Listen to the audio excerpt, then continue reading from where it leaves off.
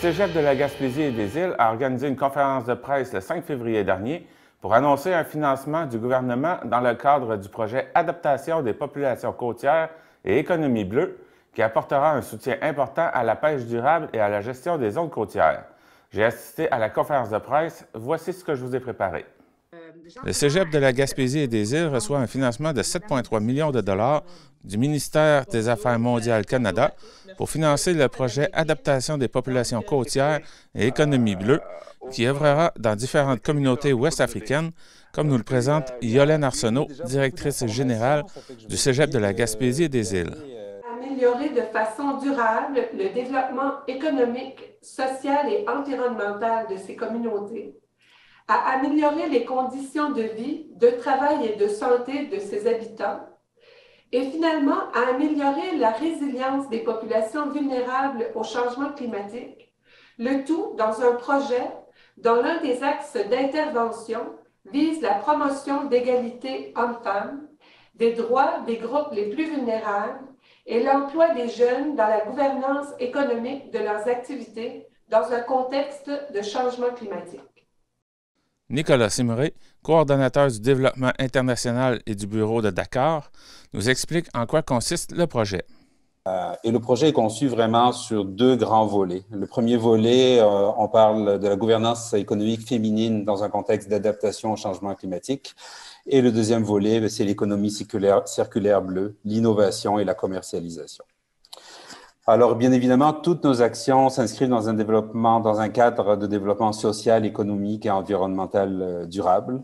Et c'est appuyé par un fort volet scientifique qui est réalisé par nos partenaires locaux, ou même des étudiants en thèse des pays concernés vont réaliser leur thèse dans le cadre du projet. Un point vraiment important au niveau de la gouvernance féminine et de la place des femmes dans le projet, on va vraiment répondre aux besoins exprimés par les femmes et les jeunes femmes lors des focus group. Alors, on parle de l'accès à des moyens de production, à la valorisation des différentes ressources naturelles sur site, de la diversification de leurs sources de revenus et aussi de l'accès à la mobilité. Ce dernier point peut nous paraître peut-être anodin, mais c'est un des points les plus importants. On parle de sites éloignés, extrêmement éloignés, sur des îles. Les sites en eux-mêmes sont d'importance. Les femmes ont de la difficulté à les rejoindre, les sites de production ou les sites de récolte, et encore plus à aller vendre leurs produits transformés sur la terre ferme ou dans des marchés. Donc, c'est vraiment un point important. Bien évidemment, il y a un fort volet développement des compétences des jeunes femmes, des femmes et des jeunes hommes aussi dans le cadre de l'économie circulaire.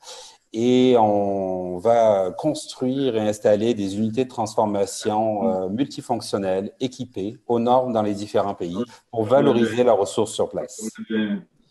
On va proposer aussi des solutions alternatives durables en matière de transformation.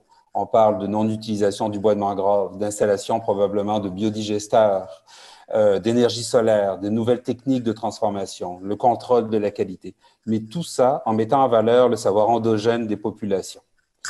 Pour ce qui est de la commercialisation, et ça c'est un point vraiment important, on parle de circuits courts sans intermédiaire, on parle de labellisation régionale, on parle de packaging.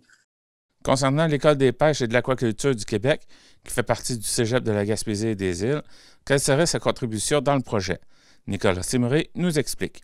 Dans le cadre du projet, évidemment, on est dans un environnement marin, halieutique. Donc, évidemment, les enseignants ou les professionnels ou le centre de recherche vont sûrement participer au projet.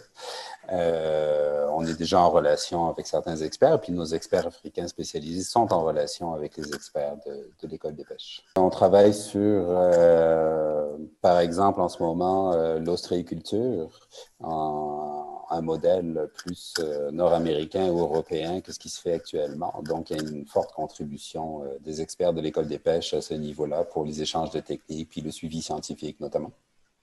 C'était Jean-Denis Laparrière à Grande-Rivière. 1700 $ en prix. Tous les dimanches, 12h30, jouez à votre super télébingo.